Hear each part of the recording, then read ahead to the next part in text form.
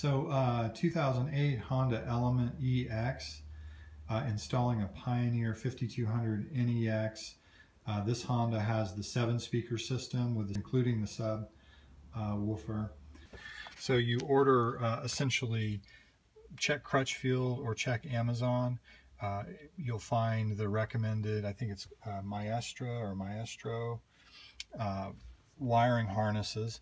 The first one is this green one, which is, this allows you to connect the auxiliary port here. This connects the auxiliary port to the stereo. All right, and it's not auxiliary in, it's AV in. The source is AV on the stereo. There is an auxiliary port on the back of the stereo that will, if you want to add another mini jack, you can. But just be aware when you're doing some testing, it's AV, not auxiliary, okay, on the stereo. So the next part, this is the main wiring harness here, and so it is, again, pretty straightforward.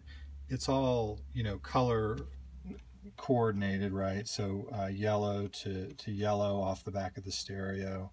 The red is the power, and the blue one, again, you know, like for example, so here's the splice. So there's blue to blue, and then ground. So really straightforward, just follow the colors. I made sure that the wires were all, you know, connecting to the right spot, just digging a little bit deeper into it. Didn't want to mess the connections up. So then this part here is for the subwoofer, another part of the harness. These are all pieces that come within that Maestro kit. Okay, so that goes to the sub on the back of the stereo.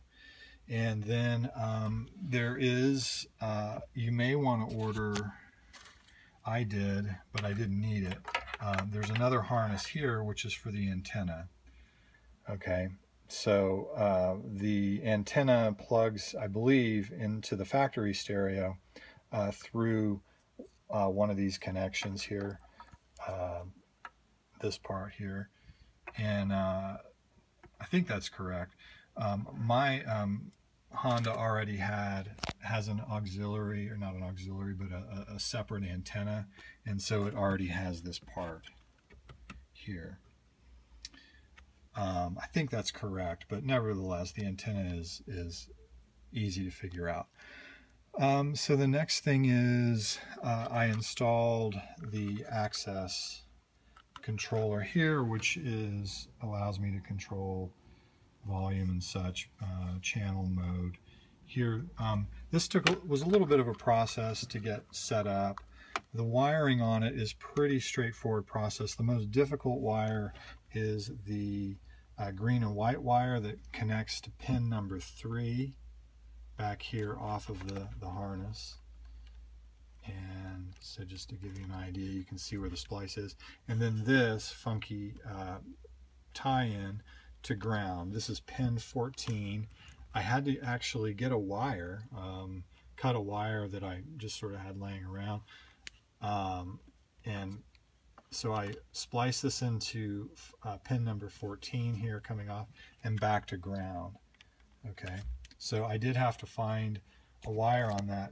I think I did that correct. Everything seems to be functioning, and you know, I just followed the directions to the letter on that, and that was the most difficult in terms of, you know, soldering and splicing things in, what have you. So having to cut the wire sheathing.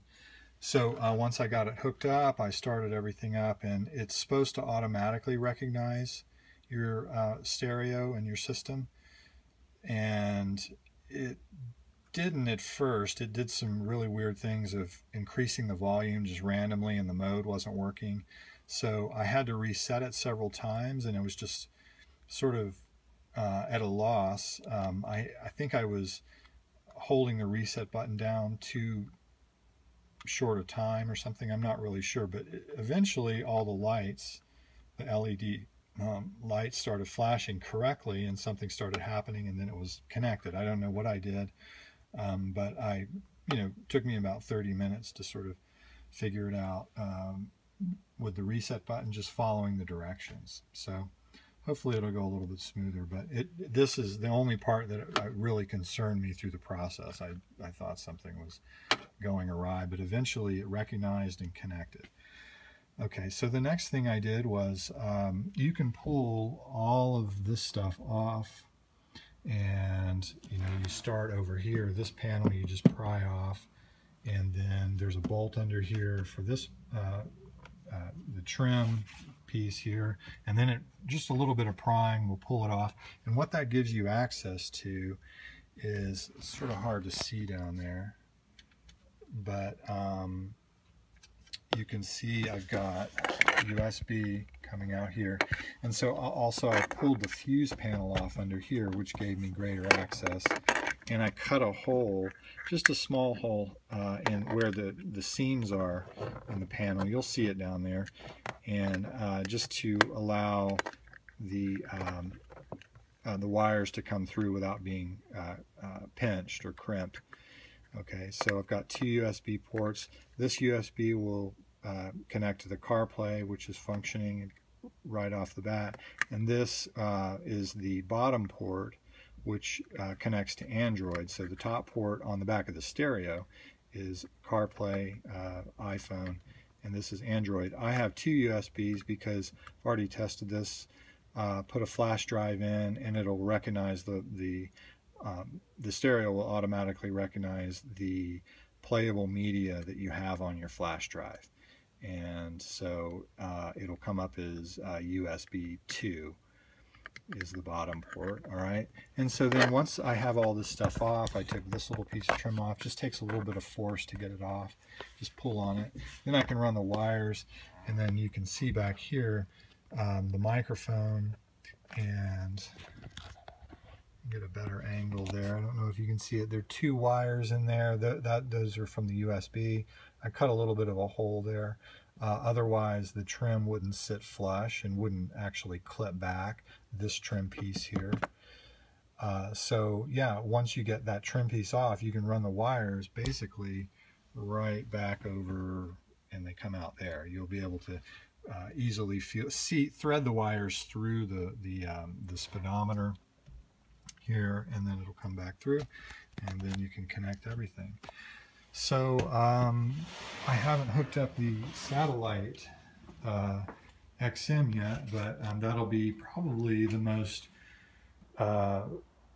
challenging of the process here, because I am going to have to run a wire from the rear of the car, basically where the antenna sits, all the way up through the side, and then back into the harness here, or back into the dashboard. So I'm not sure how I'm going to do that, but I'll do some research on the web and find out about that. And other than that, it's a pretty straightforward process, and just a lot of wires. It looks more complicated than it actually is, but hopefully this is helpful. Let me know if you have any questions, and I'll try to let you know what I know.